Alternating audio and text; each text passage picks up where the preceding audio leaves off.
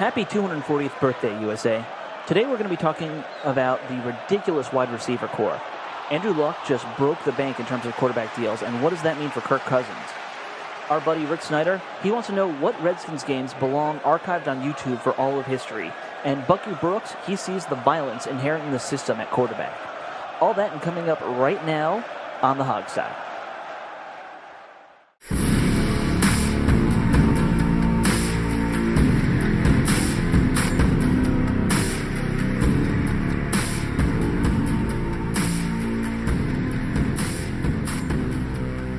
Welcome to the Hogstyle with your crew, Alex Zeese, Steve Thomas, and Robbie Duncan. And now, here's your host, Sean Conti.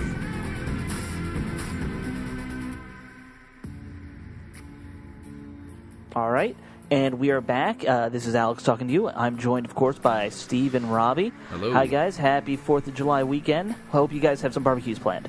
Oh, yeah. I'll be on vacation, too. Yeah. Amen nice. to that. Did you just say something about violence at the quarterback position? Violence inherent in the system. It's a little Monty Python Okay. reference. I knew it. I did not know it. The shock of shocks. I Yeah, didn't yeah. know Alex's strange comedy reference. Excuse me, little old lady. Man. Fun. Okay. You guys are a bunch of nerds. Damn right. So, And proud. yeah, really proud about it. What'd you and, guys think again, of? What'd you guys think of the finale of the Game of Thrones? Oh, my Loved God. it. Oh, my God. Loved every moment. I kind of feel like I need to go back and watch the last 2 episodes, just like in slow motion, just to enjoy it frame by frame. Frame by frame? I wouldn't go that far. Well, maybe just the battle scene. But I just want to quickly note, you guys know how we played that game last week where I was looking up cool Redskins memorabilia, and I think I did find my holy grail. It's something I've been looking for. It does have a certificate of authenticity, Oh, you bought and it? it is Sammy Baugh helmet. Wow. Yeah, found it for only $120. So Really? 120 yeah, bucks? personal seller on eBay. Oh, Or it private wasn't seller. like a guy on the street? No, it was not a guy on the street. I In a mean, trench eBay coat? is kind of the guy on the street of the internet world, but You want a helmet? I got to... exactly. That sounds like a guy who needs to Exactly. be arrested. Yeah, well, he is probably the greatest quarterback still in the Redskins' history, which kind of leads us into the first topic anyway. The big-name quarterback who came out in 2012, Andrew Luck, got himself a big-time deal. I believe it was around, they say $140 million. Steve wants to correct us on that, of course. So why don't you take it away from there, Steve? And of course my internet froze up. But what the first year of it is actually the CBA mandated team option, and so it's really Right. not new money. He is getting $140 million in the next 6 years, but the extension portion of it is actually only $127 million or $122 million. Sorry.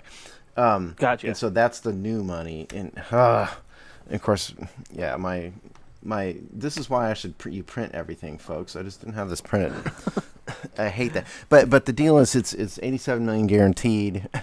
Okay. Which is still a lot of money guaranteed. Yeah, Yeah, absolutely. and it's averaging $23.2 million a year, and the average part of it, it doesn't matter so much in terms of salary cap and blah blah blah. But what it does matter is that the agents use that as resume bullets. Look at how much I got for. Look at how much I got, for my client, and that's Right. a lot.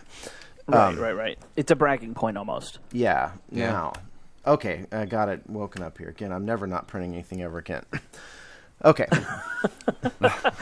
Now- Okay, well, real quick. Old so school's the best would school, you- Steve. Yeah. Yes. Would you say, is it fair to say this is the biggest quarterback deal ever with all those caveats in, or, about non-guaranteed money and what have you? No. It's not the big. No, I mean, Aaron Rodgers has a giant, contract. Drew Brees has got a $30 million cap hit this year, He had a massive contract. The cap hits for Luck's deal are $18.4 million this coming year, and again, that's not the new money. That's the CBA mandated team option which they are exercising. Next year, $19.4 million. It goes up to $28.4 million in 2020, but the dead cat, here's the thing. For all you people who think that the Redskins are going to be locked in with Cousins forever for years and years and years, and I know that's what his agent wants, but I keep telling you, in the article I wrote a couple months ago, and I'll just keep saying it, no team is ever going to lock themselves in, because here's the dead cap situation for Luck. $44 million in dead cap this coming year. $25.6 million in 2017, $19.2 million in 2018, but at that point the cap hit is $24.4 million. So if Andrew Luck falls off a cliff and just is terrible and injured, they could actually cut him in 2 years and be out of it. Oh, I thought you meant literally if he fell off a cliff. No, he does look like the kind of guy who might wander off a cliff sometimes. Well, if he literally falls off a cliff, they're going to cut him, then too. But point here is it's a massive deal, but the team can get out of it, in the 2018 season. And two, this is a deal structured differently than what Scott McGowan has been structuring his deals. The cap hit goes up every year. In 2020, he's got a $28.4 million cap hit, which is almost unworkable. The Saints are facing that now with Drew Brees. They're either going to extend a 37? Extend a 37-year-old to lower the cap hit, or they're just going to be stuck with $30 million this year, which limits their flexibility. And that's what the Colts are going to face in 2020. And so what I think you're going to have to see, and in 2019 it's $27.5 million. So what I think you're going to see with Luck is if he does well and he keeps rolling along, and frankly he had a terrible year last year, but if he gets better, I think they're going to extend him again after 2018 to lower the cap hit.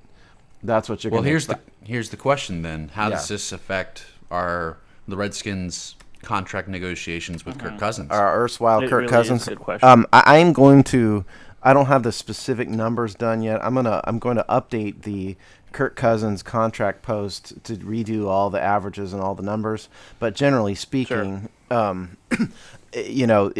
resets the bar in a number of ways. It wasn't the max amount of guaranteed money ever, and Ndamukong Suh has still got that crown. Right. But it does kind of push things out in terms of average amount per year, average salary per year.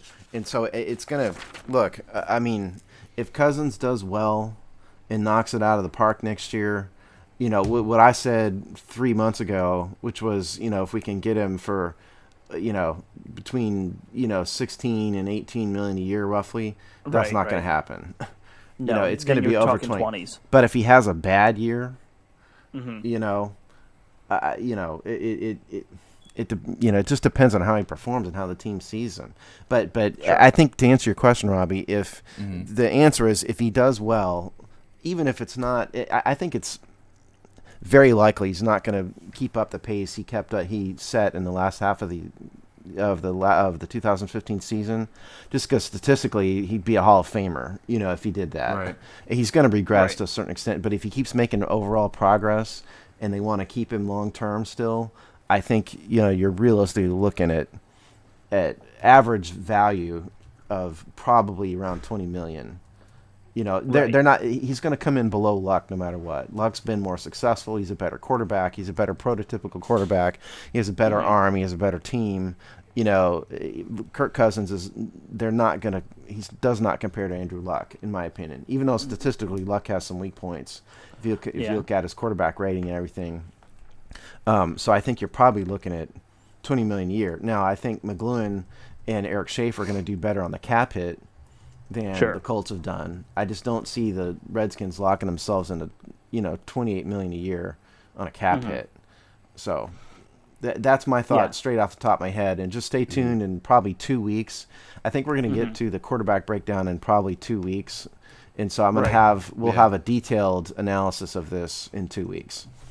And of course, the thing that always tricks fans is we see that 140 number and our eyes pop out of our heads. And then we forget it's not like basketball, which basketball free agency started yesterday, and guys are getting $128 million. That's all guaranteed, and these are average players getting that kind of money. So there are those factors as well. Yeah, the Lakers signed Timothy. Settle down. The Lakers signed Timothy Mozgov to a $65 million contract. Right. He who was on the Cavaliers who did not play in the finals. Right. So think Kent about that. Bazemore, undrafted free agent in the NBA, ODU grad, signed like a $72 million contract too. Well, he's worth it. He's a talent. That guy can play basketball. Oh yeah, I agree. I had to throw his name out there. I didn't know he was. Throw out your guys. I didn't know he was an ODU grad. Oh yeah. Oh, and by the way, real quick, this is off topic, and Sean isn't here, but a shout out to Coastal Carolina for winning the NCAA College World Series. Mm-hmm. Yeah, pretty awesome. he was pretty happy. I saw him post a couple times on Facebook about it, and he never posts on anything. So hey, we that's a big deal. The Hogsty Twitter tweeted it out a couple times in honor of Sean. Yep. So and good for him. So Robbie, you brought up the whole Kirk Cousins contract and what what might happen there. Bucky Brooks also talked about Kirk Cousins today, and he wasn't quite as nice as you were earlier. Yeah. Brooks had a rather lengthy article basically calling out players he thought were overrated and underrated. I think that's a way to put it. I don't remember the exact terms he used. Well, it wasn't that. It was that they said, are these guys system players or are they stars? Right. And Kirk, guys who can play any system. And Kirk Cousins is a system quarterback. But there's no doubt to me he's a system quarterback, but that's not necessarily a knock in my book. There's only a handful of players in any sport that are not system players. I would argue that Tom Brady is a system quarterback. For example, I think there's some styles of offense that he wouldn't be as good at. There's only a handful of quarterbacks that could play any system and be great at it. A handful of quarterbacks ever. Joe Montana was a system quarterback. Right. I would even say Peyton Manning, more or less a system quarterback. He's just his own system. Peyton Manning, I think, is, in my opinion, be one that could do almost any system. I think he's that good. And I would say that about Brady, too. They could play in any system. I don't know how productive they'd be given, whatever system they're in. So anyway, Brooks' article, to sum it up, he has a bunch of young guys he lists as stars, and 2 Redskins make the list as system guys, and that was Kirk Cousins and Josh Norman. I think Josh Norman was actually the first guy he mentions as a system guy in the whole article. Yeah. And with Cousins, I don't think he was trying to be as insulting. I think he was kind of taking that, look, there are a lot of quarterbacks who are system quarterbacks approach. Norman, not so much. Norman, I think he was more or less looking at as he's already going to be a bust for the Redskins. And I don't necessarily buy into his arguments there. Well, that's Robbie, not what he was saying. Do you have any thoughts, or Steve? Yeah. No, go ahead, Robbie. I don't agree with that. I mean, it's the same. We run the same kind of cover 3 system that he ran in Carolina. I don't understand why he thinks that would be a bust. I mean, we're going to put Josh Norman in the best opportunity to succeed. That's why we're paying him all the money that we are. Okay, that's not what he was saying, actually. And actually, he responded to our tweet, because I did tweet him exactly that question, but using the Hogsty account, and Bucky Brooks personally responded, and he actually said that he thinks Josh Norman is going to be a great fit in Washington. His point was that he thinks Josh Norman is a system quarterback rather than an elite all-performing quarterback, because he lacks the elite speed to be a lockdown press man corner against elite receivers. That's what he was saying. He wasn't saying that Josh Norman isn't going to do well. He thinks Josh Norman will do well in Washington, specifically because we run the primarily cover 3 base zone scheme. His point was that, and I think he's probably right, Norman doesn't have the elite burst. If you put him and Deshaun Jackson on a go route, man-to-man, Deshaun Jackson's going to win, probably. Yeah, but I would say that's true about almost every corner out there. That was his point. Yeah. That was exactly his point. I think he's sort of saying what I said, which is it's not necessarily a total negative to be a system player. Most people are. Maybe Darrell Green and Deion Sanders weren't system. They could sort of play everything, right? His point is just that Josh Norman is a better zone corner than a lockdown number one man corner. That was what he was saying. Well, see, here's the And thing. you know, listen. Yeah. Go ahead. Well, No, if go ahead. if a guy is a system player and he plays phenomenally well in this system, who gives a crap if he's a system player? I mean, if he's an elite player in this system, Right. then by all means, run the system and run it until it, you can't run it anymore. That's, Well, I that's totally how agree see with you. it. I totally agree with you, and I think all four of us on this show have all said that, for example, Josh Norman fits what we do perfectly. Yeah. Because he's got I- such great ball instincts, and he's a great zone corner. He's got long gonna fit- arms. He can make up for what speed he doesn't have Yeah. against these fast guys by, jumping up and making a good play on the ball. And it's not to say that he's a bad zone man corner. I mean, he's talented at it, but it just Bucky Brook was just saying a guy like Odell Beckham, if you put him and Josh Norman in a man situation, Josh may get abused a little bit. Now, Josh Norman personally disagrees with that. Right. And he wants And to I prove think Josh everybody Norman wrong. would say the only way Odell Beckham abuses him is if he tries to take a swing. Yeah. Yeah, I mean, but that was what Bucky Brooks was saying, and if you guys don't know who Bucky Brooks really is, I mean, he was a former NFL player, NFL scout. I mean, he does know what he's talking about. And he was a defensive back. I respect his Well, opinion. I thought he was a special teams guy mostly, but I mean, but point is, I mean, he has a legitimate source of amount of expertise, that none of us here have, about it. Right. sure. But in terms of Cousins, I like to get back to what he said about Cousins. He said Cousins is Yeah. a system quarterback, and I think he is.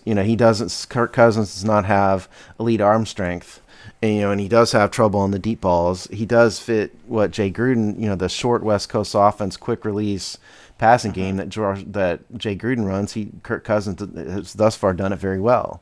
But if you throw him in a wide open offense, it's probably not for Cousins. That's what Bucky Brooks is saying. Well, and I would just argue that, I think that Gruden's done a great job kind of adjusting what the offense does to Cousins well as, it's not like they're a natural fit. Because I think Gruden's number one thing is he loves that deep ball speed receiver combo. Mm-hmm. I mean, that's what he had in Cincinnati and was using with Dalton all the time. He likes to play But- action, too. Yeah, he loves the play action. That's true. So I don't know. I don't necessarily look at that as our system, the pure West Coast kind of thing. I do agree that's what Kirk is best with. He loves that 10 to 20 yard pass. That kind of He's thing. not the greatest quarterback in the world when it comes to deep balls. There's a lot of no, quarterbacks that no. do much better than him. I misspoke a little earlier, by the way. I was reading the wrong line on a chart. Luck's guaranteed money was $47 million. I said $87 million. $87 million was another number, so it was $47 Oh, million. wow. Okay. Yeah, That's $47 a million. different Yeah. picture entirely. Yeah. Yeah. Well, I don't know. It struck me, maybe it's just my homerism, that I felt like that Brooks was kind of trying to knock Norman Yeah. with what I read. I don't know if that's just me, and I'm used to guys on Or NFL Network. devaluing what he does as a corner. Yeah, and the guy was arguably one of the top corners, if not the top corner last year. He was the highest rated corner on the NFL Top 100. Yeah. Are they done with that, by the way? Not yet, I don't think. It seems like they've Okay, been doing it for like months. They keep on stretching it out. Every year they spread it out longer and longer, it feels like. Just give me the stupid list. It's a made up list that you made up. I don't the amount of entertainment I get from it is not different. It's just I like amazing. the- I like It's just the videos of the players talking Yeah. about the guy. I do like that. Yeah. Yeah, I It's like just going through the amazing that a clips. sports show may try to stretch content out over the off season, because I can't think of a show that has ever done that before. Yeah, but this is the NFL Network. They actually have access to things that we don't. I seem to remember a show that was doing eBay pricing games a week ago. Okay, Well, yeah. All right. Fair enough. Well, they have to do it 24/7. They're a It's 24/7 June, yeah. sports news network. it's June, Yeah, people. They But- could also rerun, games and. But in all things like seriousness, that. Josh They really Norman want was content. number 11 on that list, and Yeah. the video was really cool. If you guys have watched the video, I Yeah. didn't know this. He's a horse guy. He's Yeah, got yeah. a horse, and Country I had no. boy. Yeah, he's a country. I So knew he was a his- country boy. his celebration is riding his horse. Even Yeah. the announcer said, "Oh, he's riding Delta."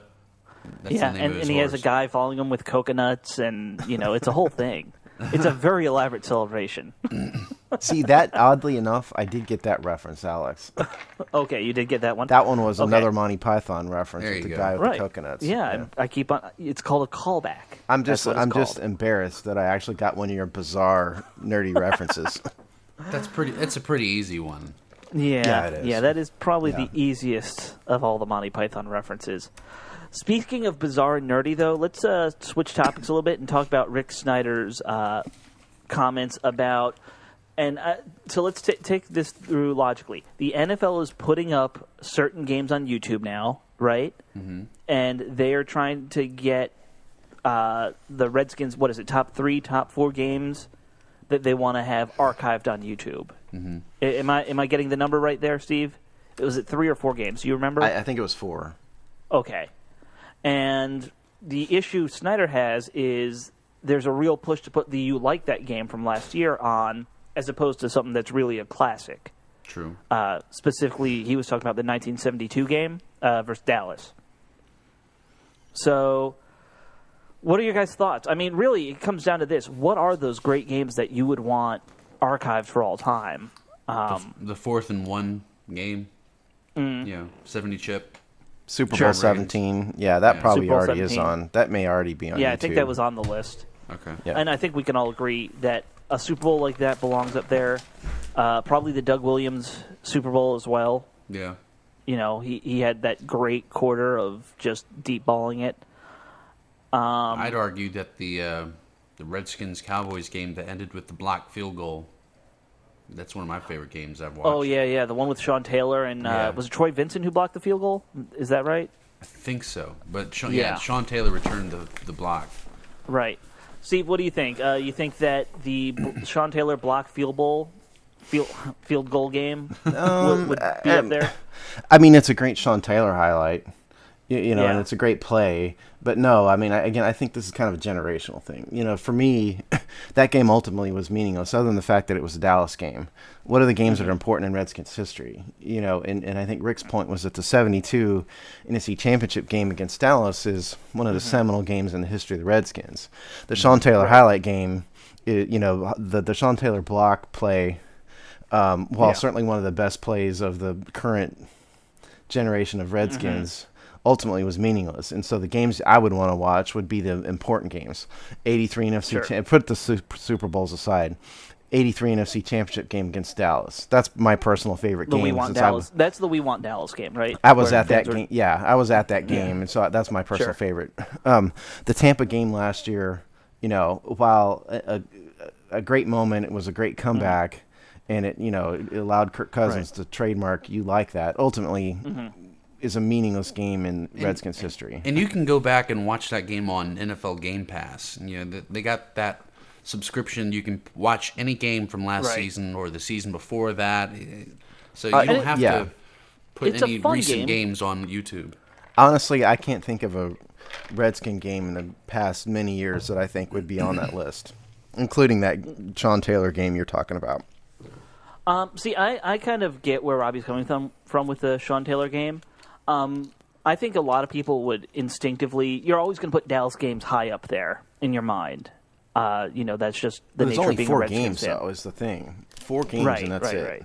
right. I think a lot of people. I know I at least saw a couple people mention the whole Santana Moss 2 deep balls game. Mark Brunell throwing the 2 touchdown passes in the last minute. But to me, that's a terrible game to watch because it's a whole lot of nothing until minute 56 or whatever. How about Robert Griffin's rookie premiere against Against the Saints? the Saints? Great See, moment. I could see it. I could actually see an argument for that because he did the whole zone read thing, which no one had ever really done like him. I mean, it think done it was- before him, but A game like Yeah. that should be on the list of options to vote for, possibly. But Sure. I just think it's doing the list a disservice. I'm on the Rick Snyder, side of this, and it's probably because I'm closer to Rick Snyder's age than your age.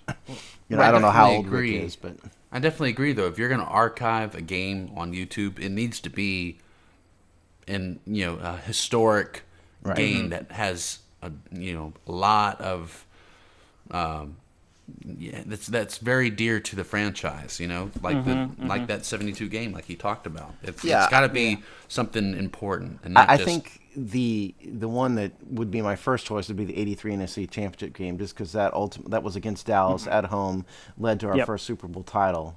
I think we'd have to put one of the '91 team games on there. Pick your game, Possibly. whether it's the championship game or not. Oh, by the way, I've got a great stat. That reminds me. Okay. Last week we were talking about how feudal the Redskins have been compared to other teams over the years, and so I did look a stat up. I went and looked up what teams have the last time the Redskins were in the conference championship game was that year, 1992, which was a 91 team. Right. And that was the last appearance. Since then, I went and looked up how many teams have appeared in their conference title game since the Redskins' last appearance. So Right. I have and we that all answer. know that the NFC one is a well-documented one. So why don't you go through some of the AFC names? Okay. There are only 2 teams that have had a longer drought than the Redskins. Okay. Cincinnati and Cleveland. Cincinnati appeared in 1989. Cleveland appeared in 1990, and the Houston Texans have never appeared, but they have only been in existence since 2002. Right. Even Detroit's last appearance was that game. The Redskins beat Detroit in 1992. Since then, every other team has at least appeared in a conference title game, except Cincinnati and Cleveland. And 1, 2, 3, 4. There's been quite a number of them that have been to the Super Bowl. We've got 3, 4, 5, 6, 7, 8, 9, 10. Like 12 of those teams have been in the Super Bowl. Right. And 1, 2, 3, 4, and we've had a number win it. So by that metric, we are third from the bottom in the NFL. So take that for what you will, people. But our level of futility is approaching the league maximum. Yeah, well, it all depends on who does, what else this year, I guess. I mean, I'm hoping we at least make the playoffs again this year. I'm not, saying we need to be in the championship game when I'm saying that, but... Well, I think, if you want to, by almost anybody's measure, the Cleveland Browns have been the worst team in the NFL over the past 20 years, right? absolutely. Detroit's been down there too. They had a couple good years when Stafford and Megatron were working, Now Megatron's gone. Yeah, but we're down there with those teams in terms of overall success. Right. So I don't mean to bring the show down, but I was thinking about that, and so the answer to that question is Cincinnati and Cleveland are the only teams that have had a longer drought of appearances in conference title games than the Redskins. So there you go. Well, I mean, I think it does... to go back to the Snyder thing one last time, though, any game that's not in the playoffs almost shouldn't be on that list. Instinctively, I kind of feel like that's a fair barometer to say. You know what the important only games one...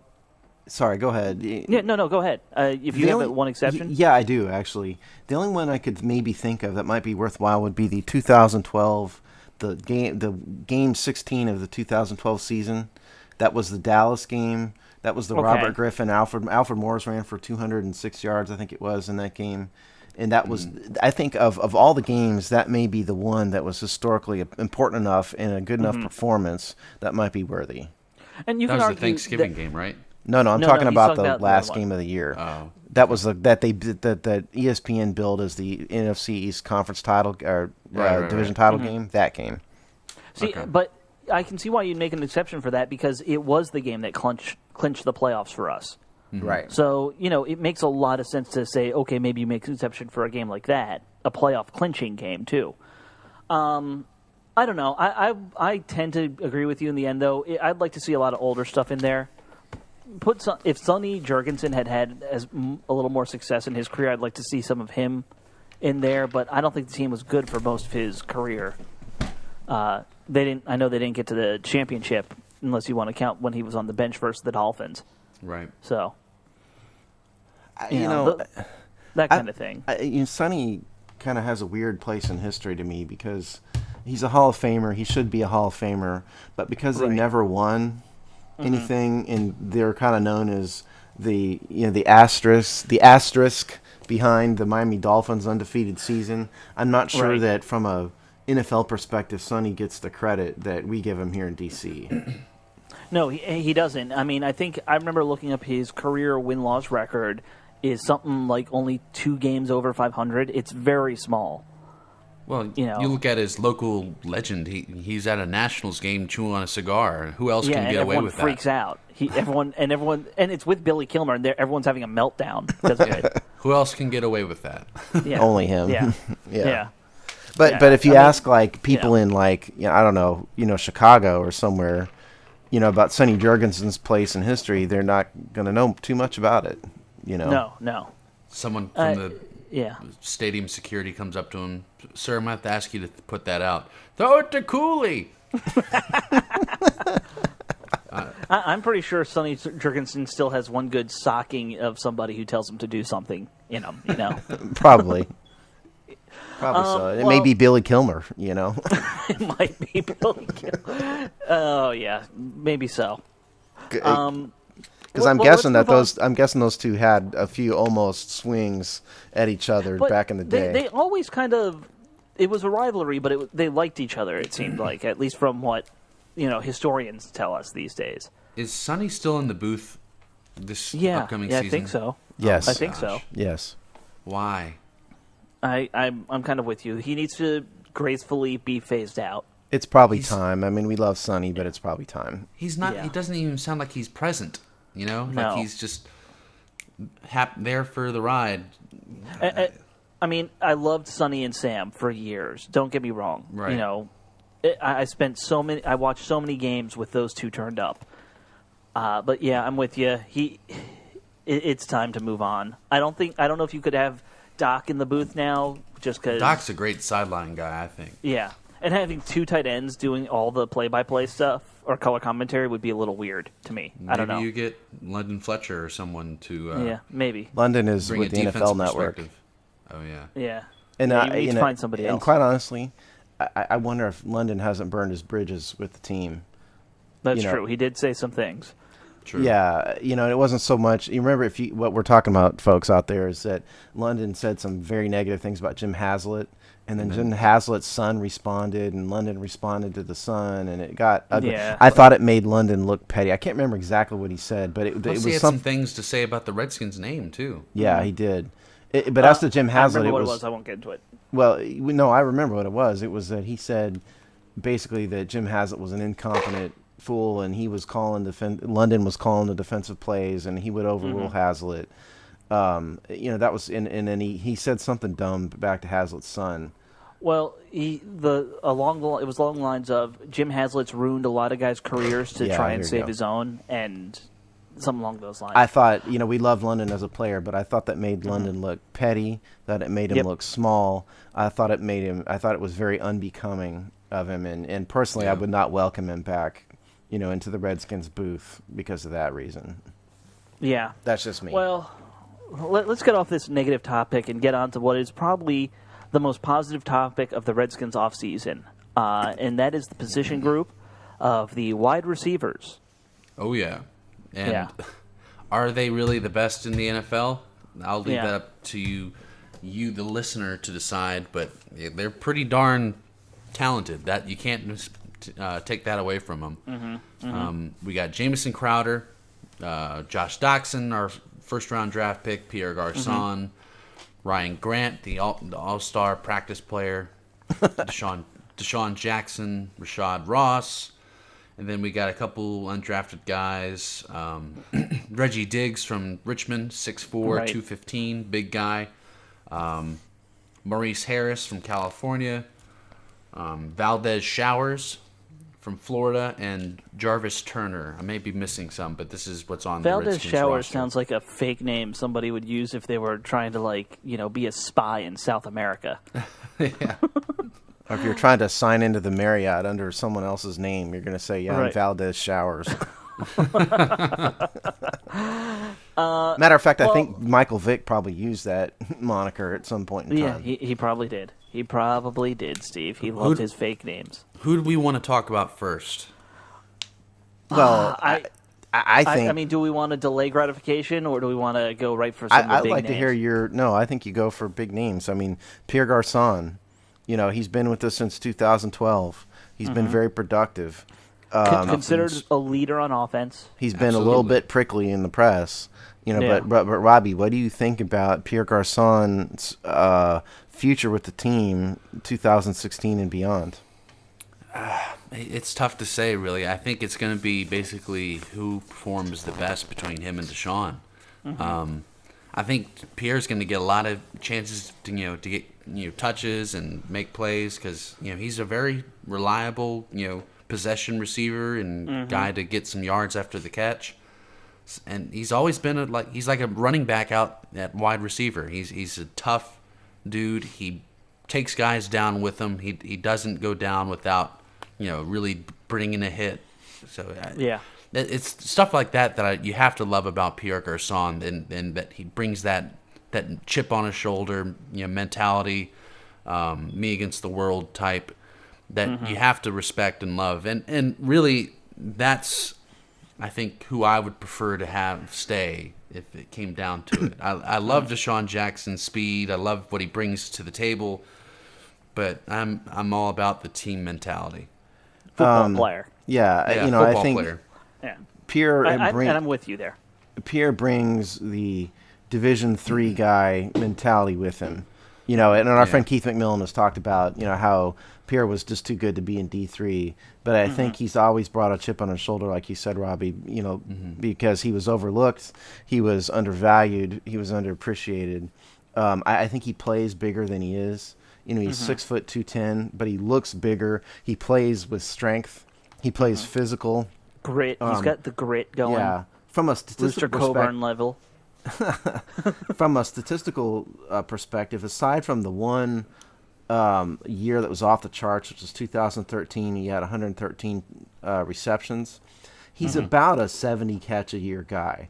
That's what he's averaged sort of his whole career. Take away 2008, when he didn't play much. 2009, he only had 47 receptions. But since then, 67 receptions, 70 receptions, 68 receptions, 72 receptions. He only had 44 receptions in 2012, but remember that was because of injury. He was out most of the year with injury. 2013 is the only year where he was off the charts. That was the year he did not make the Pro Bowl, if we recall. Right. Well, yeah, we all know. Yeah, but even last year, when I think you could fairly say that all the attention was not on Pierre as our number one receiver, he still had 72 catches. And so I think that's what you can expect from him going forward. Did he have 72 last year? 72 I didn't realize it was that high. 111 targets, 72 receptions, averaged 10.8 yards per Wow. reception, 6 touchdowns.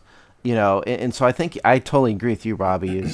He's a team guy. He is a little bit prickly in the media. He is not afraid to speak up. But he's all about winning. He's all about the team. But more than that, to me, is his game isn't going to fall off a cliff. At some point, Deshaun is going to lose his speed. It may not be now. It may not be tomorrow. But at some point, Deshaun Jackson is not going to be Deshaun Jackson anymore. And when you're 5'10", 178 pounds, and you're not running a 4.3, that spells bad. Yeah. Yeah, especially when you're not known, and we always make this comparison. Santana Moss was that speed guy for a long time, but then when he lost the speed, he still was known for being a gritty, kind of go over the middle, make those hard catches guy. And He was a Deshaun's good route runner, too. Yeah, he was a great route runner, and Deshaun's never quite been known for doing that stuff, under the 20. Santana ran the crossing routes. Yeah. You're not going to see Deshaun on too many crossing routes, shallow crossing routes. Yeah, you don't want him to take a shot by a linebacker. From a production standpoint, Deshaun is about a 60 catch a year guy when he's healthy. Right. Last year only had 30 receptions because he famously And he missed about was, half the season. famously out with the hamstring. But he's about a 60 catch a year guy. The one year that was off the charts with him was 2013 when he had 82 receptions. Obviously his yards per reception is way up there, one of the best in the NFL consistently. He averaged 20.9 yards per reception in 2014, which was tops in the National Football League. So he's a weapon, he's a threat, but he's not a number one receiver. Pierre can be a number one receiver in terms of, if you have to get some yardage, Pierre is a guy to go to. Deshaun is a weapon to use, is a sort of more of a situational weapon to me. You want to talk number one receiver? Josh Doctson is that number one receiver in the making. I mean, that's why we drafted him. He's, because eventually we're going to have to replace either or, in Pierre and Deshaun. Or both. Either or, both of them. But with Josh, we have finally, like we mentioned when we first drafted him and reviewed his game and all, he's that big target, jump ball, red zone threat kind of guy. He may not have the same height as guys like A.J. Green, but he gets up there just as high, if not higher, than A.J. Green due to his leaping ability. So yeah, he's got a 41.5-inch vertical. I mean, I think that was the number, right? I mean, that is. I don't know if people understand. That's like elite NBA dunker level of leaping ability. That's like a guy who would be in the dunk contest, jumps that high. Yeah, I think I don't remember if it was me or somebody at one point did the math of what that means if you add up his height plus his vertical plus, average 31-inch arms. There's arms. There's an ESPN Sports Science clip, story they did on him that talks about his catch radius and because of his leaping ability and his height. Right, and it's ridiculous. I mean, it's 12, 14 feet up in the air that you're talking. Yeah. I mean, he's 6'3", I challenge any corner to make a play on that. I think Richard Sherman probably would be the one who has the best chance, but... Yeah, there would be a few who probably could. And, there are a lot of corners who know how to make that perfect time hit, but, he's a big body. That's the nice thing about Doctson. And we kind of need that with Garcon and Jackson both being more my height, the 5'10" to 6 foot range. Yeah. So and then we also have Jamison Crowder, who is our Wes Welker. And I am really happy with what we have in him. He's do you have any stats on him real quick, Steve? Yeah, I do. He's 5'8", 174. Played in 16 games, started 6 with us last year, 78 targets, 59 receptions, 604 yards, 10.2 yards per reception, 2 touchdowns. Long for the year was 44 yards. If you ask me, I think he's a more complete player than Wes Welker. I think so too. Look at the film. The guy gets open. He is almost always open.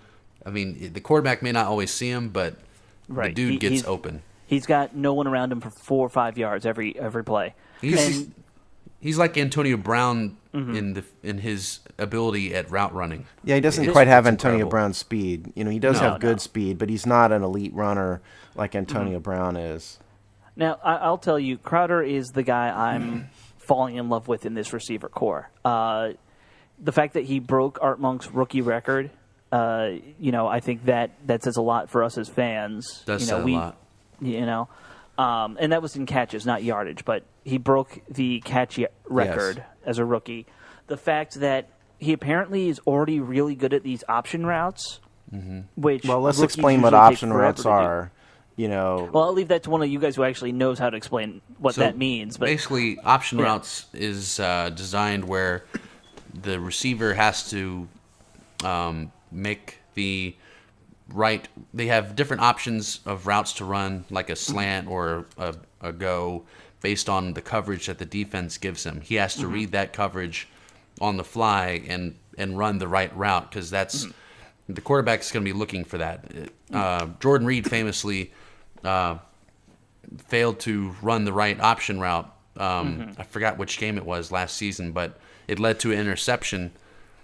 And because Kirk was throwing the route that Reed was supposed to run, but he didn't run it, and Cooley pointed that out a couple times. And it made, to the unknowing eye, it made Cousins look like he threw a bad throw, and it was really Reed. And it was just the wrong route that Jordan Reed ran. So option routes are really good, but they have to be executed correctly, or it's a high risk, high reward type thing. And to simplify, it's basically you have 2, 3 options on every option route. It's usually 2. Okay. Yeah. And this is based on the receiver's read of the coverage, and so if he sees the safety in a particular place, if he sees the corner taking an inside slant as opposed to an outside slant, and so that means if he's taking an outside slant, that means he's probably going to pick the route that is like a slant in, for example. Right. And it's a really tough thing for receivers to do. I can just tell you from my perspective as a high school receiver, that wasn't even on the table. There was no option like that. It was just run this route, period. The idea that this guy Crowder has been this productive as a rookie. The Redskins in particular have a history of bad rookie wide receivers, right? Yeah, since Monk, we've been busto every time. I guess you'd probably say that Westbrook was probably the best one we had, and he ultimately busted out Westbrook of the and league. then Gardner around the same time. Yeah, and Garner busted out too. Yeah. So the idea, option routes is that's like a Santana Moss level receiver thing. Right. Yeah. And Crowder's doing that already. I think it bodes well for him. Mm-hmm. His ability to find open space relatively close to the line of scrimmage, like within that first 5 or 6 yards, it almost, he looks like a veteran tight end when he does it. When you just, they snap the ball and suddenly he's just standing there with no one around him, and Kirk Cousins can just dump the ball off to him if he needs to. It's really incredible. Now, if only he could just improve in his punt returning. Yeah. Well, we'll get to that. I'm going to insist on doing a position Special group teams. Breakdown on special teams because I want to talk about how just horrifically bad he is. He needs to be fired immediately from that gig. I'd like to ask you guys, Robbie in particular, about Jay Gruden's favorite son because I don't get Ryan it. Grant. Yeah, I don't understand why Ryan Grant's on this team as anything other than a fifth receiver. To me, he has no burst. His hands are okay, not great. He may be a great route runner, but when you can't separate, who cares? And so I don't get what Jay Gruden sees in him. So I'd like to hear your take on him, Robbie. Coaches love guys who practice well. Most coaches firmly believe if you practice well, you're going to play well. And Grant does do some good things on special teams too, so that's also his saving grace. Right. But he kind of does. He doesn't do anything particularly well except route running, and he's pretty decent hands. But what Gruden loves about him is that route running and how he can get open. And I guess really his role on this team at this point is basically the backup slot. I mean, he's not a number 1, number 2 type of guy, but with his good route running skills, he can be a good slot receiver in a pinch. To me, I mean, I think he ought to have to compete for a spot on the team, but Rich Tandler in particular has said many times that Ryan Grant is a lock to make the roster. There's no question about it. I just don't get it. I guess this is maybe another system versus elite talent type of question because I think Jay sees Ryan Grant as a guy who fits his system very well, in that he can, we're not looking for him to be able to separate from a physical perspective. The scheme is going to get him open if he just runs a route precisely, and I think that's what Jay sees in him. Here's his stats. He's been active for 32 games, started 7, believe it or not, has 30 total receptions on his career, 23 receptions in 2015. Last year, he averaged 11 yards per reception, has 2 touchdowns. So, do you have his yak there, yards after catch? No. Oh, okay. Because I feel like every time I see him catch the ball, he immediately goes down. He's that kind of guy who he gets the ball, he's right out of bounds, or he gets stuck hit. in mud. Yeah. Well, he can't move with the ball at all, and that's what drives me crazy about him. I think you're talking about numbers that are fifth wide receiver numbers with what you just mentioned. Yeah. Mm-hmm. Which isn't the end of the world. Every team has a fifth wide receiver, whether they like him or not. So, it's not a big deal there, but do something with the ball when you get the chance. That's where I get driven crazy by guys like him. Well, let's move on to someone a little bit more exciting to watch as a receiver, Rashad Ross. Mm-hmm. He's got that electric speed to him, kind of like Deshaun Jackson. That's where I kind of see him, frankly, is if D-Jack's replacement. If D-Jax goes next year, which it's pretty good chance he will, Ross is definitely a poor man's version of it, but at least he gives you that over-the-top threat when he's out there. And he's got more size to him, too. Yeah, a little more size, sure. He is inches listed taller. at 6 foot and 167 as compared to Crowder, who's 5'8", and as compared to Ryan Grant is also listed at 6 foot, I believe. Yeah, we have a bunch of very small receivers. Yeah. Well, we're gonna get to these guys later, but I think the guys we signed are all pretty big. To me, Ross is a guy with the physical tools who needs a lot of development. Sure. He's got a lot of speed, but I think He's our new Aldrick Robinson. Yeah, he has a lot exactly. to learn about how to be a receiver in the NFL from a route running perspective.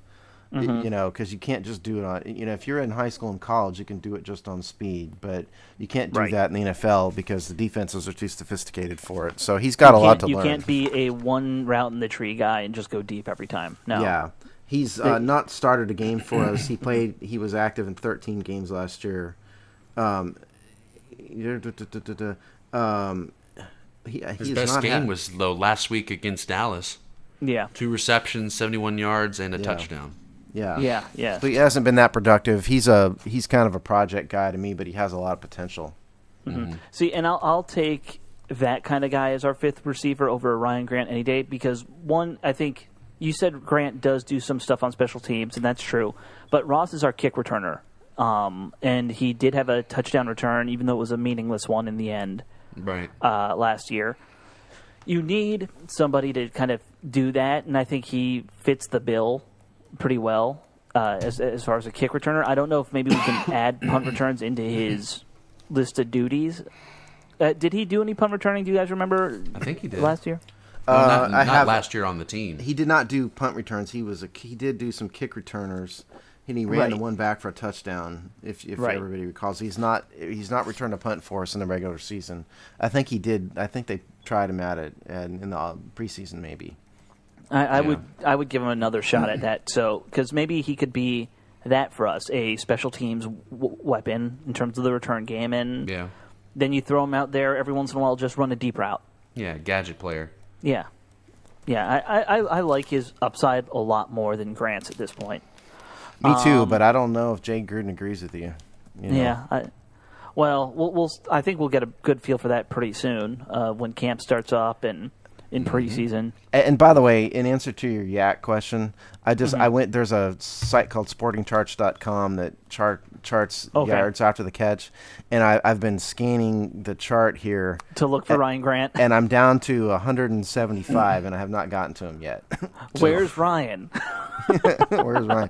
So as soon as I get to him in the chart, I will let you guys know. But in the meantime, I'd like to talk about our rookie signees. The back of the chart. Yeah, Robbie brought them up. Reginald Diggs, Maurice Harris, Valdez Showers, and Jarvis Turner. Diggs and Harris are both 6'3". Right, I think Diggs is a little bit bigger than Harris. Diggs is listed as 6'4" from what I see. Yeah, it goes back and forth, but I think Diggs is a little bit bigger than Harris. So he's from 6'3.5". He's from the University of Richmond. So he's a local kid from that respect. He had a productive college career. I watched a little bit of film on him. He looked like a man among boys, at the college level. That he was bigger. He was bigger than and more and stronger than everybody else out there. Right. Obviously, he won't have that same effect in the NFL. But with his size, his problem is he only ran a 4.55 40. And so he doesn't have the burst. A true red zone guy. Yeah. So he has potential, and he was productive in college. He had a 38.5-inch vertical, which is, while it's not Josh Doxson level, that's still pretty good. Yeah, it is. I think he's probably going to be that Anthony Mix, fan favorite because of his height and all that. Ryan Grant, I finally got to him, folks. Okay. He is what's his number? Give us his number on the list first. 225. Oh. I didn't even know there were 225 receivers in the NFL. Yeah, apparently there are. And he averaged 4 yards after the catch. Wow. Ooh, God. That's actually better than I thought it would be. Well, on my screen, without scanning, I can see number 212 through 226, and that is the lowest on the list. Okay, so he's on the last page? Yeah. Okay. He sucks at that. Yeah, here's one lower. Jordan Cameron, the tight end, at 2.2. So he's above Cameron. So congratulations, Ryan. Okay. He's basically Not down. dead Matter of last. fact, here Larry Donald, the tight end from the Giants, down there 2.7. So that's the company he keeps with Right. that. So there's the Right. answer to that question. But to Maurice Harris, he played in a big time program, with Yep. Cal, and so he has a little bit more potential in that regard. He's slow too. He's a, between 5'2" and or 4'5" and 4'7" guy in speed, which is why, he wasn't drafted. Right. So he's another guy. So I think those two guys are competing with each other to be the backup big target red zone guy. Valdez Showers, another big program guy from Florida. He's only 6 foot. And he's a little bit faster. He's running between 4.5 and 4.45 and 4.55. So that's. Wonder his, if he can play corner. Yeah, Well, it's funny you not say elite, that. Elite speed, though. It's funny you say that because he was a defensive back at Florida as a sophomore, and they transitioned him to wide receiver. So we'll see. Yeah, I mean, he's a guy. All these guys are competing for practice squad slots, just in Right. case somebody's wondering. And the last guy, Jarvis Turner, have some notes on him. He's at Alcorn State, so he's another small school guy. 6'1", 194. He only had 39 receptions in college. That may be an offensive system thing, and clearly that's a thing where the scouts saw something on tape they like, about him, because it's impossible to tell. I couldn't find any film on him at all. Here's what I'll say about these guys. Diggs and Harris and Showers all got 3-year contracts. Turner only got a 1-year deal. So that tells me that, they're taking a flyer on him. He's going to get his shot, Right. but he's probably in 4th place out of those guys. Whereas Diggs, Harrison, and Showers all have $1.6 million 3-year contracts. So I think they see more in those guys than they do Turner. And so if you put Diggs and Harris in one group because of their size, say they're competing with each other for a practice squad slot, and then you've got Showers, which is, sort of a traditional mold 6-foot speed guy. He's competing against the Rashad Rosses of the world. So I think that's how you group them. Well, but the real question is, I think we all kind of assume who these top 4 receivers are going to be on the roster already. Oh, yeah. With the last maybe 1 or 2 spots, do you look at those kind of things? I'm just asking you guys your opinion. How much would you look at size versus a speed guy versus, this guy runs great routes? How special teams, of course, is going to play a big factor in all this. Right. Who's that 5th and maybe 6th receiver? But how much are you looking at those other factors? Are you just looking for the last 2 best players? Yeah, I would think you would look at the last 2 best players. But do we want to predict who the Well, before you do active that, roster would yeah, be? we do, but I want to go over the salary cap stuff beforehand because that may play into your decision. That's a good point. This is the big salary cap spot of the whole. It's not as big roster. as you might think, actually. We've only got 14% of the cap tied up in wide receivers, believe it or not. Yeah, but a lot of it's tied up in 2 guys, is what I meant. Yeah. Pierre Garçon has got a $10.2 million cap hit this year. He had a $42.5 million 5-year contract. His last year was 2016. He's only got a $2.2 million dead cap hit. He had almost 50% guaranteed, which is a lot. He had 20.5% guaranteed, which is a lot for a wide receiver. The other guy you're talking about is Deshaun Jackson. Excuse me. Deshaun Jackson had a $24 million contract, 4 years, signed in 2014. He's got a $9.25 million cap hit this year, $2.5 million dead cap. But here's the deal with Deshaun Jackson. The 4th year, which is 2017, is an automatically voiding year. It automatically voids 5 days after the Super Bowl.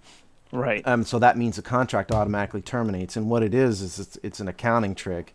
It allowed the team to spread out the cap hit of the signing of the guaranteed money up front. He had $16 million guaranteed to have the voidable year lessens the cap hit, and that's why they do it. So in effect, both of their contracts are up this year. Right. So after the end of this season. So those are the 2 big numbers. The rest of these guys are all on small contracts. Jamison Crowder's got his rookie deal, still. Right. Doxson's got he's got a huge dead cap number this year, understandably, but he's not going anywhere. $1.8 million cap hit, $10 million total value contract. So Yeah. that the rest of them are all small deals, as I've talked Right. about. Hey, so I know we have 1 year left to go on both Jackson and Garcon's deals. But given the big numbers, do you guys feel like both of them have kind of lived up to the contracts we gave them, or has one maybe lived up to it and one hasn't for you? What are you guys' thoughts on kind of that question? I'd say they've lived up to it for the most part. Yeah. I agree. I think they both have. Neither one of them made the Pro Bowl, but I thought, Garcon at least set deserved records it. 1 year. I mean, it's absurd he didn't make the Pro Bowl. Well, it was because of his yards after the catch. It was because of his yards per reception. But Right. They looked at him as a possession receiver, not a threat they had to game plan against. But they've all listened. I mean, they've been productive receivers. Deshaun, when he's been out there, has been a amazing deep threat, elite level. He's one of the only elite talents. Him and Trent and Jordan Reed are probably the only elite level talents we have on offense. Truly elite. In terms, well, yeah, Trent, you said Trent. Sorry. Yeah. Trent and Reed and Deshaun are the only ones. Right. So I think they both have lived up to their contracts, if you ask me. The question would be, do we sign one of them, two of them, or none of them after the year's over? Yeah, and well, I think that's going to depend a lot on what happens this year, and I think it also depends on what they want. If either of them come to us and say, or come to the team and say, "I want $10 million again," I wouldn't take either of them for that. No. Well, I mean, the cap's going to go up. Remember, it's hard to see, and like I said, we after all is said and done, we've only spent 14% of the cap on receivers, which is while it's a little bit bigger, it's not hugely out of whack number. I mean, we're spending more than that on the O-line, and it's the same size, but it's a little bit bigger position group, but not much. I mean, we're going to keep either 5 or 6 on the roster. I would rather spend money on the O-line than receivers, just how I believe things should be done. In terms of the signing question, let's break it down like this. Pierre Garcon is sort of an all-around receiver. He's not a tremendous deep threat. He's more of a possession guy, but he could do more than that.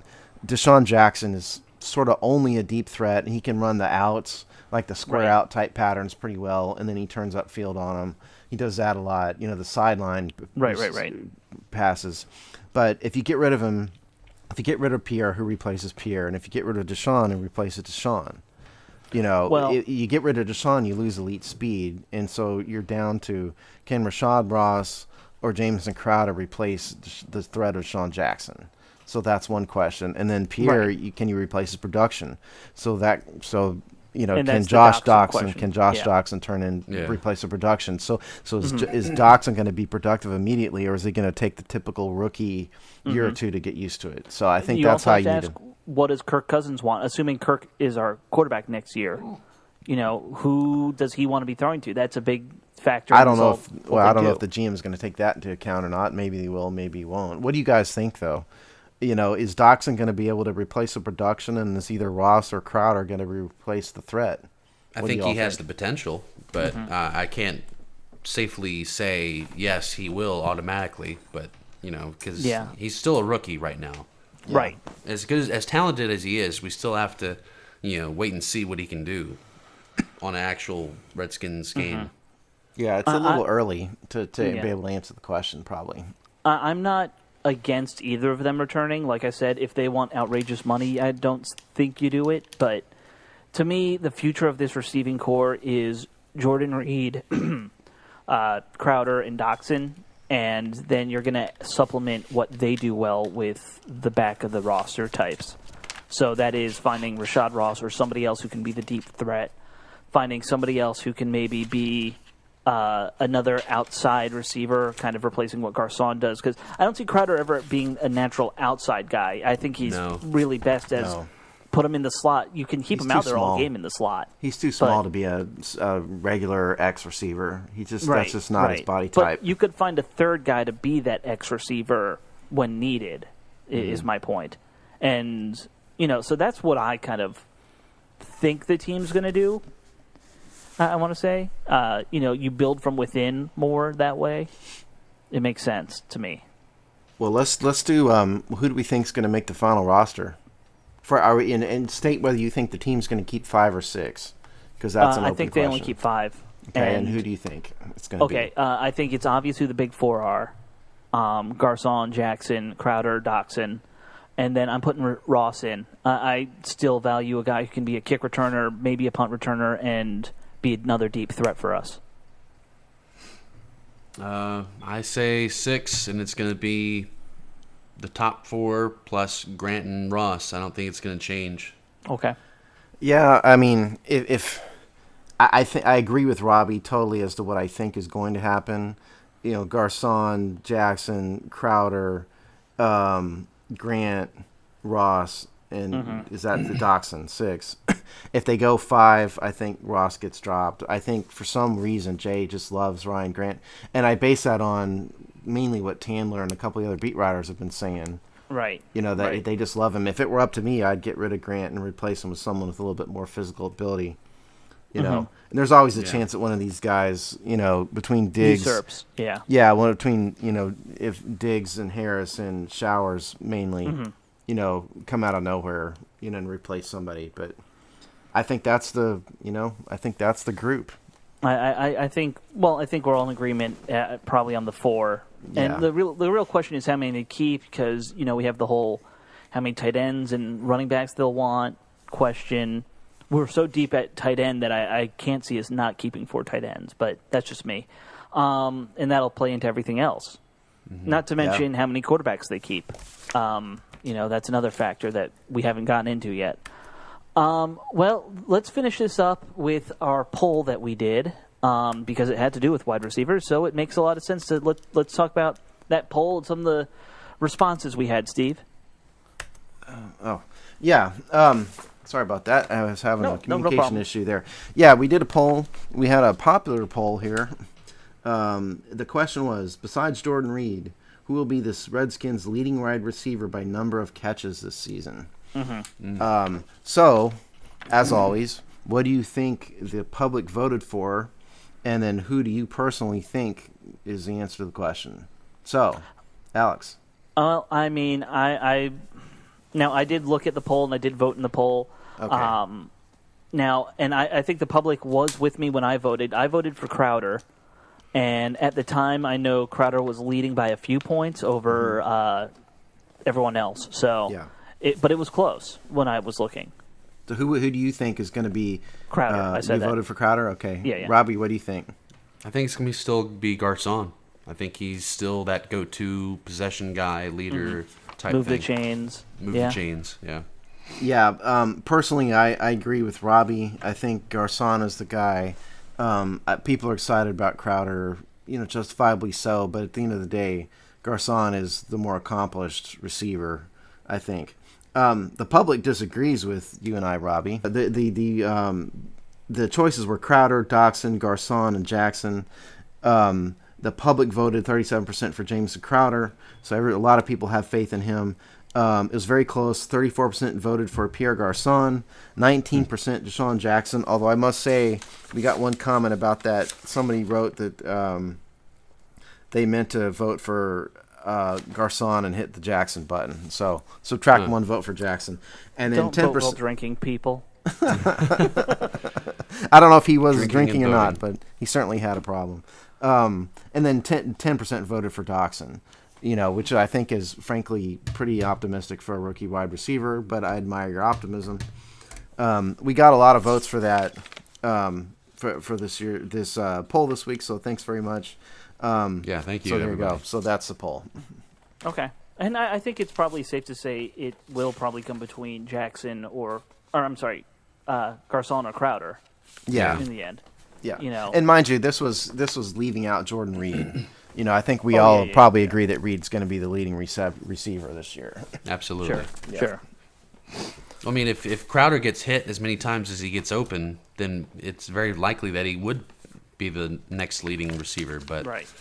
you know, it all depends, I guess. It's also going to be who gets on the field, you know? I mean, we have so many guys we need to get out there in terms of receivers and tight ends and running backs that all need to get touches, you know? I will read one. That's where it gets really I complicated. will read one comment because I think this kind of says it all. At Paul Nichols DC said Garcon is the rock of that receiving group. You know, and I think he kind of gets it. While we're optimistic about Crowder, at the end of the day, I smell what Garcon he's is cooking. Yeah, Garcon is the guy who's proven over a number of years. So there you go. You smell what the Rock is cooking. Yeah, Yeah, I do. yeah. And you know, I'm not trying to knock Garcon at all. I don't disagree that that's exactly what he is. I've kind of always said Garcon could be the next Anquan Bolden, just a veteran guy who's going to keep producing for another 5-6 years. Yeah, So, very much the same style. yeah, And exactly. Bolden's bigger though, isn't he? And Bolden like 6'2" He or is. something. Yeah. Yeah, Yeah, but he they is. play a very similar physical type of possession receiver play. Bolden's So- got my vote as the toughest non-lineman in the NFL. By the way, Right. because I just, when he broke his face and came back like 2 weeks later with a mask on, man, And yet he can't get a job right now. yeah, Crazy. I'd take Yeah. Bolden on my team, for the Oh, right yeah. contract at least. If I was one of these teams that didn't have a great receiver, I would definitely be trying to get him on there. Yeah, You know, it makes no sense to me. He's okay, yeah, he's old, but you use him for a year, big deal. right. Well, I think that about sums up this week's episode.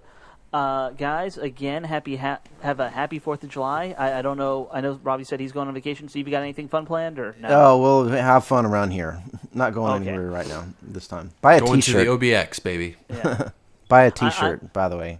Oh yeah, buy a T-shirt. I'm going to actually be doing a meetup tomorrow with a couple of old hamsters from the old Redskins Insider, some of the Oh, nice. original commenters up there. Ah, So have fun. yeah, and other than that, I hope everyone out there in podcast land also had a good 4th of July or has a good 4th of July, depending on when they listen. So later. Take care.